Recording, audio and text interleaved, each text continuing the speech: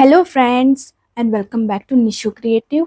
तो आज की इस वीडियो में मैं इस कुर्ते में जो मैंने प्लेकेट बनाया हुआ है जो कि इनविजिबल है इस तरह से, ये मेरी बटन पट्टी है और ये काज पट्टी, और इसके ऊपर इस तरह से मैंने एक हाइड पट्टी लगाई है जिससे कि ये बटन पट्टी हाइड हो जाए। तो इसे बोलते हैं इनविजिबल प्लेकेट। ठीक है, ये कुछ इस तरह से है। इसे बनाना आज हम सीखने वाले हैं। और दूसरा, कुर्ते में जो मैंने कॉलर लगाया हुआ है, कॉलर को सीखने वाले हैं। तो चलिए बनाना स्टार्ट करते हैं।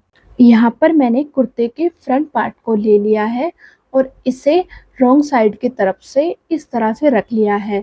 अब सेंटर से हमें 5 इंच पर एक मार्क करना है और इस मार्क के ऊपर हमें यहाँ से बिल्कुल सेंटर में इसकी कटिंग कर देनी है। अब हमें कुर्ते का जो ये प्लेकेट बनेगा इसके विड्थ को कितना रखना है उसको समझते हैं। बच्चों के कुर्तों में 0.75 इंच का प्लेकेट काफी होता है। 0.75 इंच का प्लेकेट अगर हमें रेडी चाहिए तो उसके लिए हम कितना फैब्रिक लेंगे, तो 0.75 को इंटू करेंगे 3 से, तो आएगा हमारा 2.25 इंच। एग्जाम्पल के लिए अगर हमें प्लेकेट को 1 इंच रेडी रखना है तो उसको हमें 3 से इंटू करना होगा, तो आएगा 3 इंच। तो 3 इंच हमें फैब्रिक के विड्थ को कट करना है। इस पार्ट में जो हमने ये कट किया है ये 5 इंच है, तो हमें जो पट्टी रख के लेंथ रखनी है वो 2 इंच प्लस करके रखनी है, 7 इंच।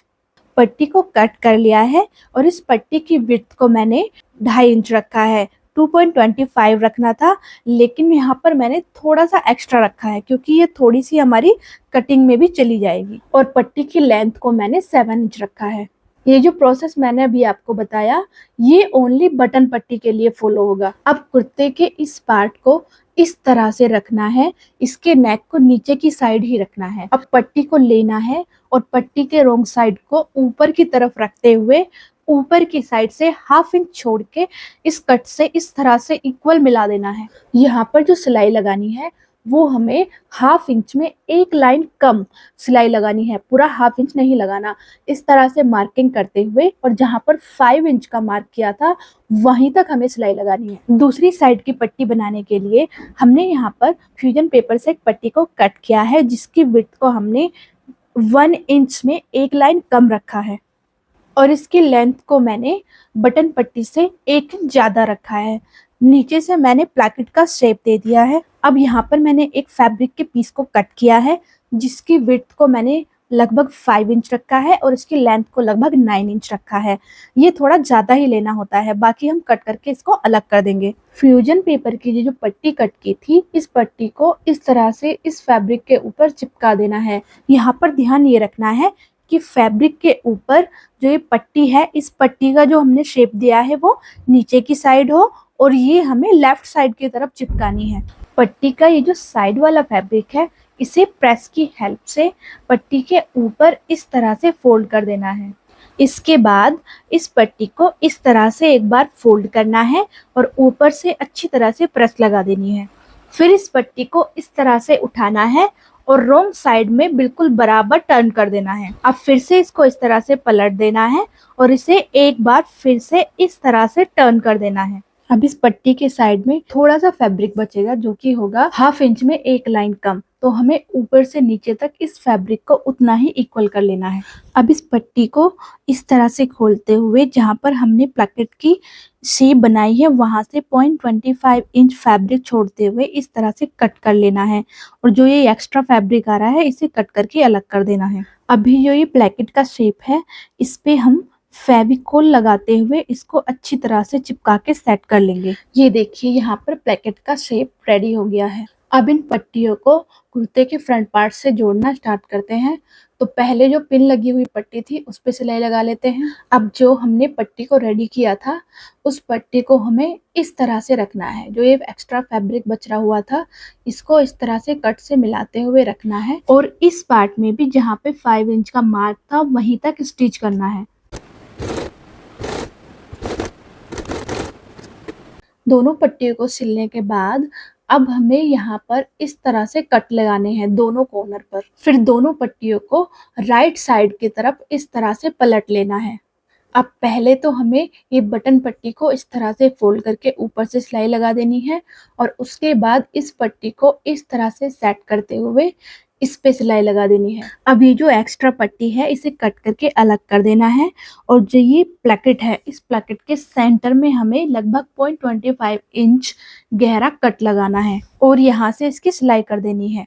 अब इस पट्टी का जो नीचे वाला साइड है उसको भी हमें इस तरह से क्लोज कर देना है।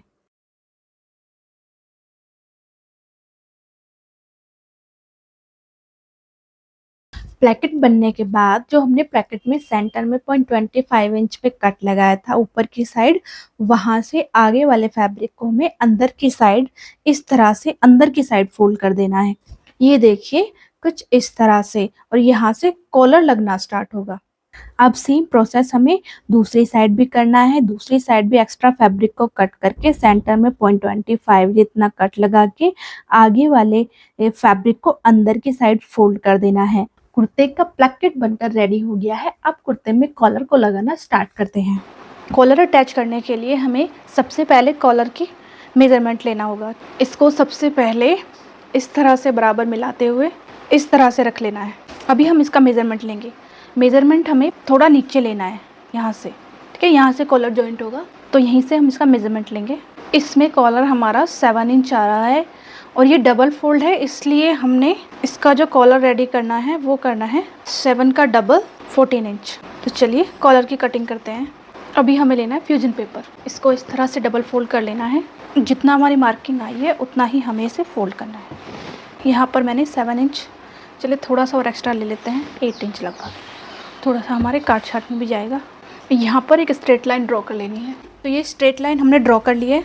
अभी हमें नेक की विड्थ कितनी रखनी है, जितनी हमने नेक की विड्थ रखी थी उतना ही हम यहाँ पर मार्किंग करेंगे। यहाँ पर हमें जितना भी हमारा आया था उससे हाफ इंच कम लेना है।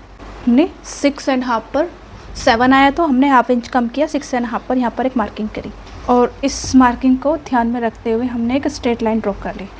अभी हमें यहाँ से इधर से हमें सेम विड्थ वाला जितना हमने विड्थ रखा था उतना ही लेंगे और यहाँ से यहाँ तक एक स्ट्रेट लाइन ड्रॉ कर लेनी है। अभी हमें इसका सेंटर लेना है। सेंटर से 0.25 नीचे जाना है और इन दोनों मार्क को ऐसे मिला देना है।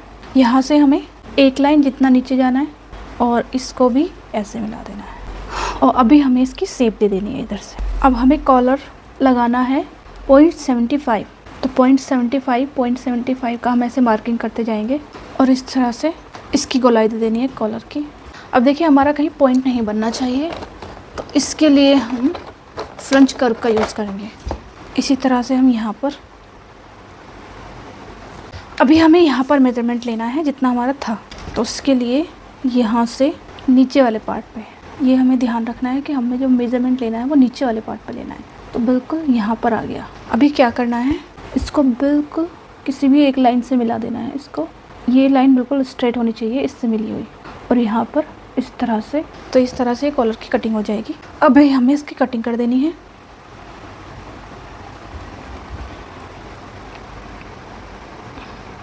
इस तरह से कॉलर कट हो गया है। अब इस कॉलर को सेट करना है। तो कॉलर सेट करने के लिए पहले हमने ये मेन फैब्रिक को ले लिया है, उसको इस तरह से रख लिया है। अभी इसके ऊपर हम फ्यूजिंग को चिपकाएंगे। ये देखो इस तरह से हमने फ्यूजिंग को रखा। अब इसे चिपकाना है।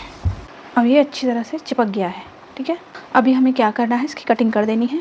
1 इंच फैब्रिक छोड़ते हुए इस तरह से हमने इसे कट करके रेडी कर लिया है। अभी हम ये अस्तर का पीस लेंगे। दूसरा पीस हमें अस्तर का निकालना है। ये इसलिए जिससे कि बच्चे को ये अंदर की साइड से चुभे ना। फैब्रिक में गोटा लगा हुआ है इसलिए थोड़ा सा चुभता है। यहाँ पर कॉलर की कटिंग रेडी है। अभी हमें कॉलर को सिलाई करना है। तो सबसे पहले हमें इस पार्ट को लेना है और इसे नीचे की साइड से फोल्ड करते हुए यहाँ ऊपर सिलाई लगाते जाना है। यहाँ पर हमें कच्ची सिलाई लगानी है क्योंकि कॉलर लगने के बाद इस सिलाई को हमें निकालना होता है। अब यहाँ का जो ये एक्स्ट्रा फैब्रिक है इसे हमें कट करके अलग कर देना है। अब इस अस्तर वाले पार्ट को लेना है और इसके ऊपर कॉलर रख के जितना भी एक्स्ट्रा होगा उसे कट करके अलग कर देना है और इसके दोनों साइड इस तरह से फोल्ड करके यहाँ पर निशान लगा लेने हैं। अब जहाँ पर निशान लगाए थे वहीं से सिलाई करना स्टार्ट करना है।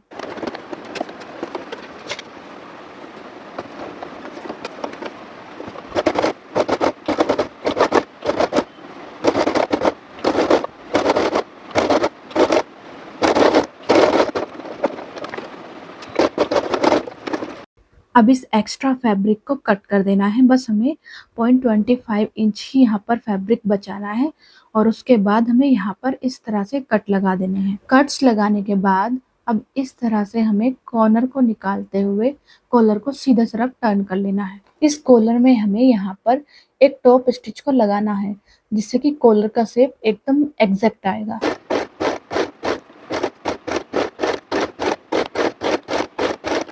इस तरह से कॉलर बनकर रेडी हो गया है। यहाँ पर मैंने इसको प्रेस से अच्छे से सेट कर लिया है। अब नीचे की साइड वाली जो पट्टी है उसे हमें बाहर की तरफ 0.25 इंच ही छोड़ना है। अब यहाँ पर मैंने एक पेन से निशान लगा लिया है। अब इस निशान पर ही हमें इसकी कटिंग कर देनी है। कटिंग करने के बाद अब इस कॉलर के सेंटर पर एक मार्क बना देना है। अब सेम हमें कुर्ते का जो नेक राउंड है इसका भी सेंटर ले लेना है और वहां पर एक मार्क कर लेना है। अब यहाँ पर कुर्ते के एक नेक को इस तरह से रखना है और कॉलर को इस तरह से रखना है कि इसका जो अस्तर वाला पार्ट है वो अटैच हो।